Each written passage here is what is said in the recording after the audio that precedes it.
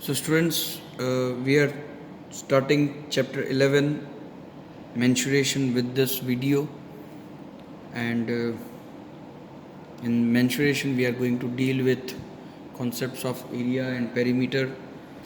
Let us revise some concepts of class 7 first. Area of rectangle is length into breadth, and its perimeter is 2 bracket L plus B. Area में ये जो reason cover करेगा वो find करना रहता है, और पेरीमीटर में जो बाउंड्री होती है उसको मेज़र करना रहता है.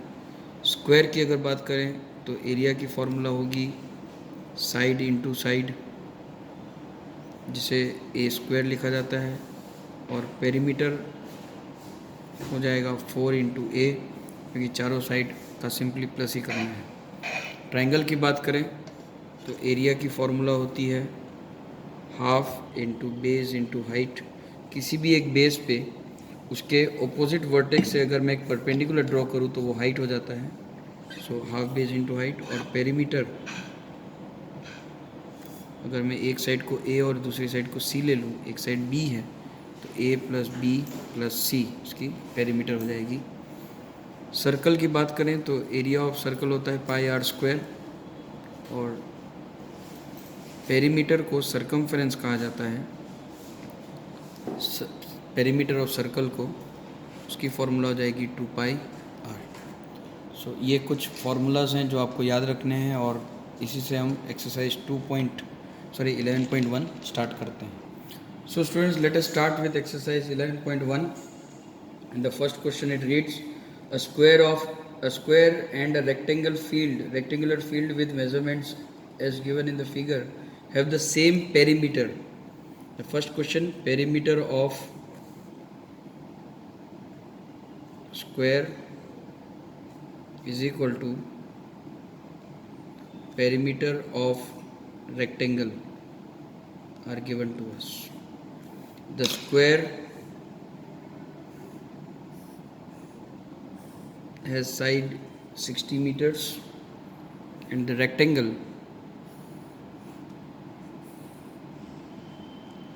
its only length is given, breadth is not given. So our first work will be to find out this breadth.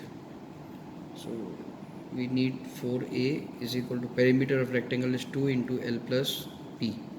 So 4 into 60 meter is equal to 2 into 80 plus, don't write meter here, B. So we get 240 is equal to 160 plus 2B.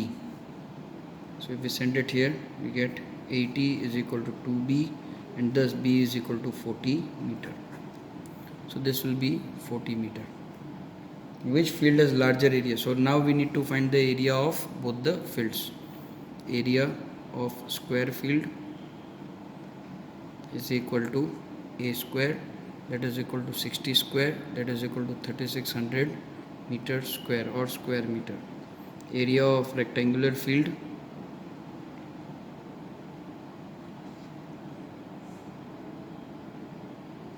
is equal to L into B, that is equal to 80 meter into 40 meter is equal to 3200 meter square.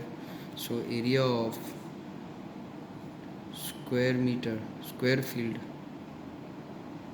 is larger than rectangular field.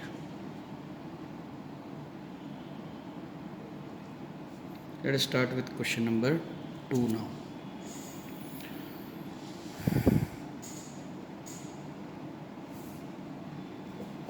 So the question number 2, Mrs. Kaushik has a square plot with measurements as shown in figure. She wants to construct a house in the middle of the plot. A garden is developed around the house. Total cost of developing the garden around the house at a rate of 55 rupees 55 per meter square. So like if we draw the diagram given to us again, I am drawing it for you. We have dimensions. This is 25 meter, this is 20 meter, this is 15.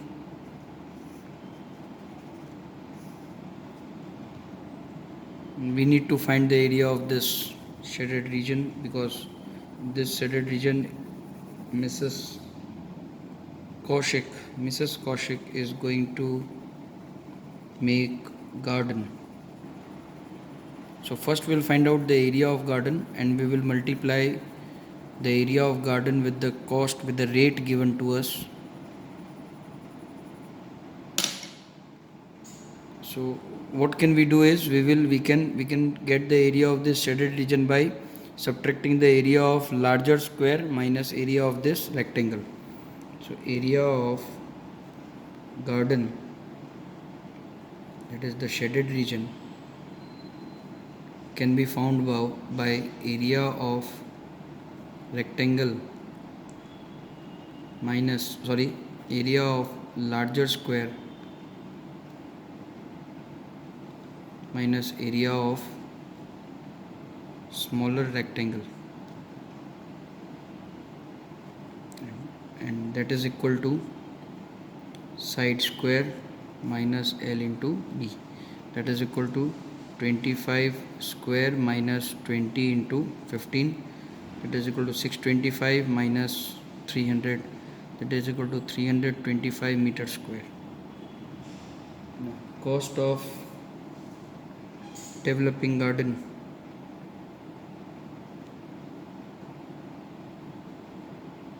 is equal to rupees 55 into 325. That is equal to rupees 17875. Let us move to question number 3 now.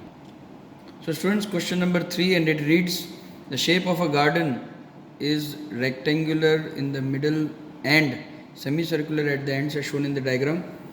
Find the area and the perimeter of this garden.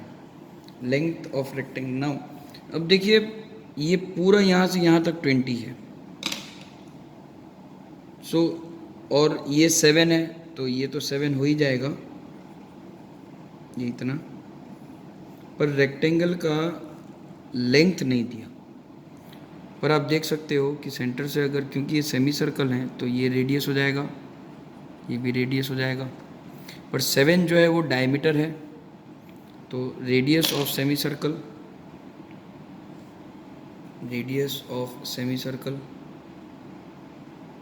is equal to 3.5 metre. अब ये 3.5 metre है,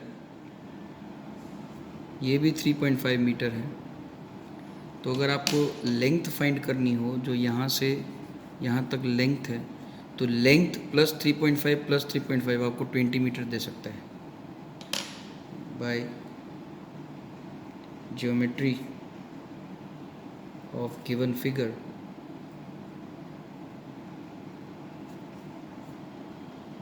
meter is equal to 3.5 plus L plus 3.5, और 20 is equal to 7 plus L, और L is equal to 13 metre. तो ये आपका 13 metre हो जाएगा. अब आपको एरिया फाइंड करना है. Area of garden is equal to area of rectangle plus 2 times area of semicircle.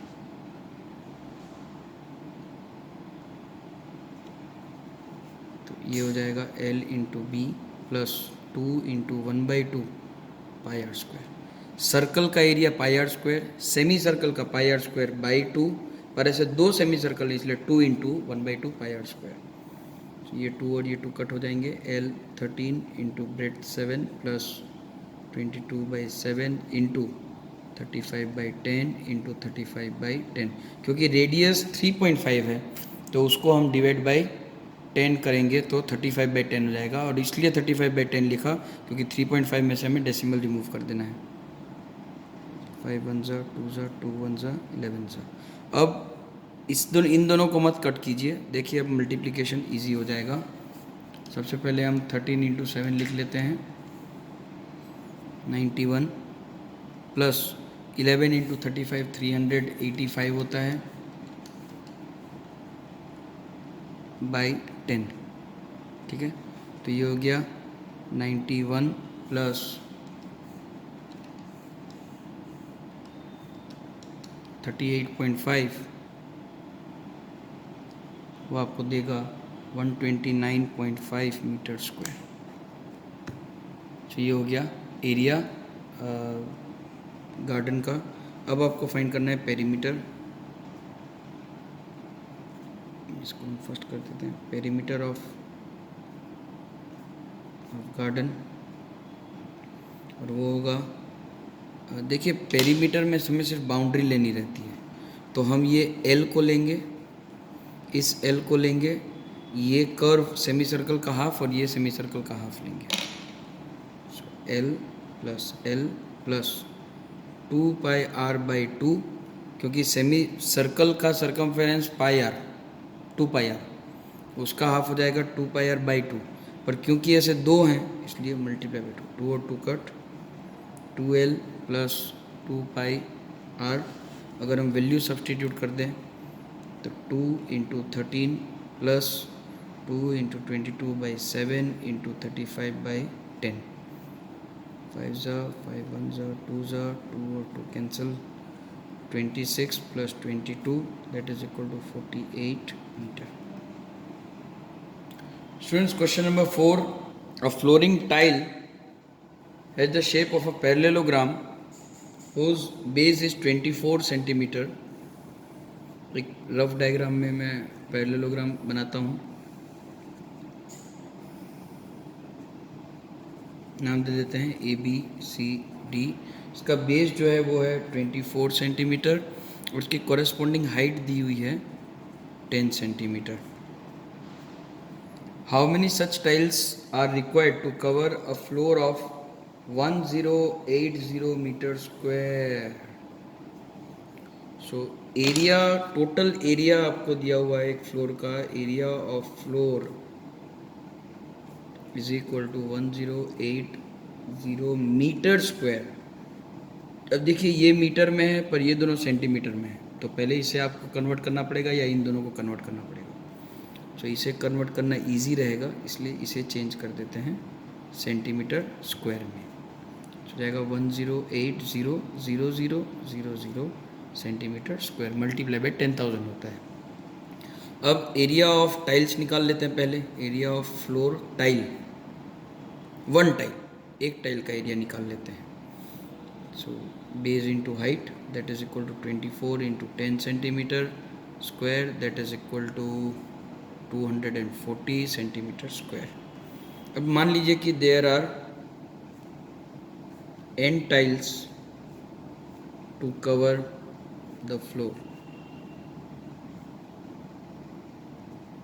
Therefore, n into area of one tile is equal to area of floor. Therefore, n into 240 is equal to 1080 0000. So n is equal to 10800000 divided by 240. That is equal to 45,000 answer मिल जाएगा आपको। चलते हैं students question number 5 और last question में। इसमें 3 अलग अलग shape के डायग्राम्स दिए हुए हैं, मैं तीनों आपके लिए बना देता हूँ। सो स्टूडेंट्स ये हैं 3 शेप जो आपके क्वेश्चन में दिए हुए हैं। और क्वेश्चन है an ant is moving around a few food pieces of different shapes scattered on the floor. For which food piece would the ant have to take a longer round? Remember circumference. Okay. So round पूरा complete करना है, तो कौन से footpath के लिए सबसे ज़्यादा राउंड, सबसे बड़ा राउंड लगेगा वो फाइंड करना है। इसका मतलब इसमें ये फाइंड करना है कि तीनों का पेरीमीटर कौन सा है और जिसकी पेरीमीटर सबसे ज़्यादा होगा वो आपका आंसर हो जाएगा। देखिए ये पूरा 2.8 है तो ये डायमीटर है, तो इसका रेडियस हमें हाफ ले लेना है 1.4 मीटर, और ये भी ऐड हो जाएगा और ये सरकमफ्रेंस भी ऐड होगा, तो इसमें पेरीमीटर होगा 2 diameter plus circumference by 2। Circumference by 2, तो ये हो जाएगा 2.8 प्लस 2πr/2, 2 कैंसल, हो जाएगा 2.8 प्लस 22/7 इंटू 1.4। सो 1.4 को हम पॉइंट कैंसिल करके डिवाइडेड बाई 10 कर देंगे, 1 ज़ा 2 ज़ा, तो ये आपको आंसर देगा 2.8 प्लस 4.4, सो 217.2 मीटर, ये पहले का आंसर। अब हम सेकंड का आंसर निकाल लेते हैं। इसमें ये 1.5 है, ये भी 1.5 है, ये 2.8 है और ये 2.8 के डायमीटर का सेमी सर्कल है। सो पहले तो इसका जो रेडियस हो जाएगा वो 1.4 हो जाएगा, पर जो पेरीमीटर हमें निकालना है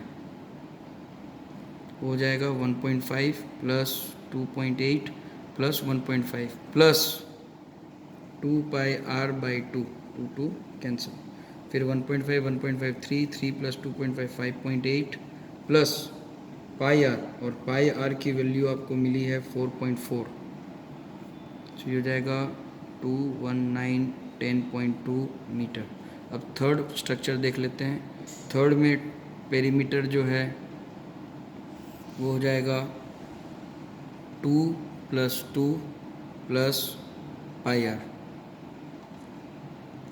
ये इसी की तरह है इसलिए डायरेक्ट मैं πr लिख रहा हूँ। सो 4 प्लस 22/7 इंटू 1.4, जगह 4 plus 4.4 that is equal to 8.4 metre. So क्या आंसर आया? thus we conclude that